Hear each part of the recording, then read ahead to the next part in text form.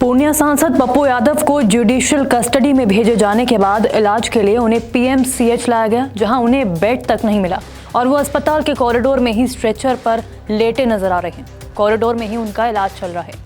सांसद को शनिवार सुबह एम्बुलेंस से पटना सिविल कोर्ट लाया गया था। शुक्रवार रात पप्पू यादव गिरफ्तारी के दौरान बेहोश हो गए। कुछ देर बाद पुलिस पप्पू यादव को गिरफ्तार कर अपने साथ ले गई। पप्पू यादव की टीम ने एक्स पर पोस्ट किया, जिसमें उन्होंने लिखा, जब एक वरिष्ठतम सांसद को बेड नहीं तो आम लोगों की दशा क्या होगी। समझ सकते हैं पप्पू यादव जी इसी अन्याय को उजागर करते हैं तो हुक्मरानों के पेट मरोड़ होने लगता है। बता दें कि पप्पू यादव को पुलिस ने 35 साल पुराने मामले में बेल टूटने पर अरेस्ट किया। हालांकि अरेस्ट के दौरान आधी रात को खूब हाई वोल्टेज ड्रामा देखने को मिला। सिविल ड्रेस में आए अफसर, 5 थाने की टीम, घंटों चली मशक्कत के बाद सांसद पप्पू यादव को गिरफ्तार किया गया।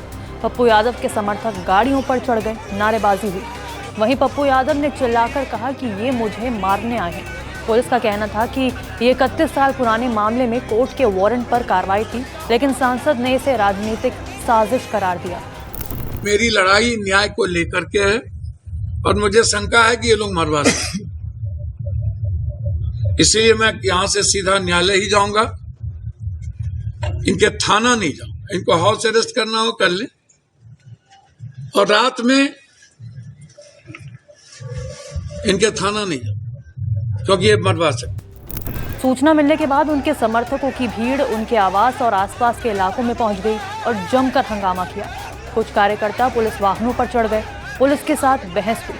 3 घंटे तक वहां चले हाई वोल्टेज ड्रामा के बाद जब उन्हें गिरफ्तार कर ले जाया गया तो पप्पू यादव अचानक से बेहोश हो गए, जिसके बाद उनके समर्थक और भड़क उठे और उनकी पुलिस के साथ हाथापाई भी हो गई। गिरफ्तारी के दौरान पप्पू यादव के समर्थक पुलिस की गाड़ी पर सवार हो गए, जिसके बाद पुलिस उन्हें हंगामे के बीच वहां से लेकर चली गई। इसके बाद पटना के Indira Gandhi institute of medical science में रात करीब 12:30 बजे पप्पू यादव की मेडिकल जांच कराई गई। आपको बता दें कि ये आरोप है कि पप्पू यादव ने धोखाधड़ी से मकान किराए पर लिया था। उन्होंने बताया कि घर पर्सनल यूज के लिए चाहिए, लेकिन उसे राजनीतिक कार्यालय बना लिया। जब मालिक को पता चला तो विवाद हुआ। पप्पू यादव पर धोखाधड़ी, जालसाजी, घर में घुसपैठ, आपराधिक धमकी और आपराधिक षड्यंत्र के आरोप लगे। मामला MP MLA विशेष अदालत में ट्रायल पर था। सांसद पप्पू यादव बार-बार कोर्ट में पेश नहीं हुए। इसके बाद कोर्ट ने गिरफ्तारी करने का आदेश दिया। पटना सिटी SP पश्चिम भानु प्रताप सिंह ने कहा कि कोर्ट के आदेश के बाद भी सांसद पप्पू यादव उपस्थित नहीं हुए। केस नंबर 552/1995 है। 1995 का एक मामला है जो पूर्ववर्ती जो IPC थी BNS के स्थान पर 419, 420, 468, 448, 506 और 120B इसके तहत गिरफ्तारी सुनिश्चित की जा रही है। यही है। ये किस थाने का मामला है? ये गर्दनीबाग थाने का मामला क्या है? इसमें माननीय न्यायालय द्वारा ट्रायल केस चल रहा था, जिसमें माननीय सांसद महोदय को उसमें उपस्थित होना था, लेकिन उसमें तय डेट पर उपस्थित नहीं हुए। इस कारण गिरफ्तारी सुनिश्चित। केस क्या है सर? केस क्या है?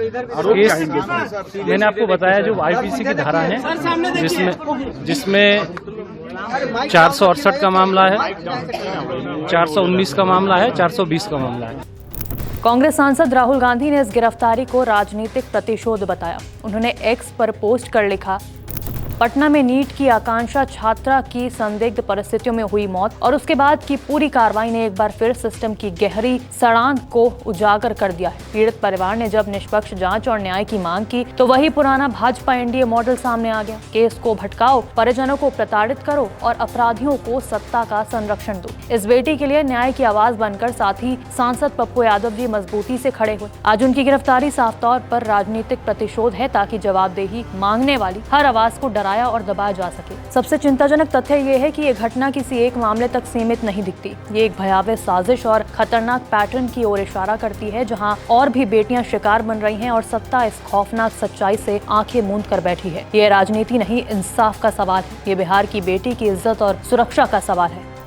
प्रियंका गांधी ने भी गिरफ्तारी के विरोध में एक पोस्ट किया। उन्होंने लिखा, पटना के हॉस्टल में नीट की तैयारी कर रही छात्रा के साथ रेप और हत्या का मामला झकझोर देने वाला है। ये केस सामने आने के बाद सरकार का रवैया उससे भी ज्यादा खौफनाक है। एफआईआर दर्ज होने से लेकर जांच और कार्रवाई तक सब कुछ संदिग्ध बना दिया गया है। ये सब किसे बचाने के लिए किया जा रहा है? हाथरस, उन्नाव से लेकर अंकिता भंडारी और पटना तक जहाँ भी महिलाओं के साथ अत्याचार होता है, भाजपा की सरकारें पीड़िता को न्याय दिलाने की जगह आरोपियों के साथ खड़ी हो जाती है। इस केस में आवाज उठा रहे सांसद पप्पू यादव जी की गिरफ्तारी इसी असंवेदनशील रवैये की एक और कड़ी है। भाजपा और उनके सहयोगियों का एजेंडा स्पष्ट है, वो अन्याय और अत्याचार के साथ खड़े हैं। सबसे बड़ा सवाल ये है कि अगर एक सांसद को अस्पताल में बेड नहीं मिल पा रहा, वो स्ट्रेचर पर इलाज करा रहे हैं, तो आम आदमी का हाल क्या होगा? फिलहाल अब देखना है कि पटना पुलिस इस पूरे मामले में आगे क्या कार्रवाई करती है और किन मामलों को लेकर उन्हें कोर्ट में कल पेश करा जाता है। नमस्कार, मैं हूं मानक गुप्ता। अगर आपको हमारा ये वीडियो पसंद आया हो तो इसे लाइक और शेयर जरूर करें और हाँ, हमें सब्सक्राइब और फॉलो करना ना भूलें ताकि आप देश और दुनिया की कोई खबर मिस ना करें। तो जुड़े रहिए हमारे साथ और देखते रहिए न्यूज़ 24।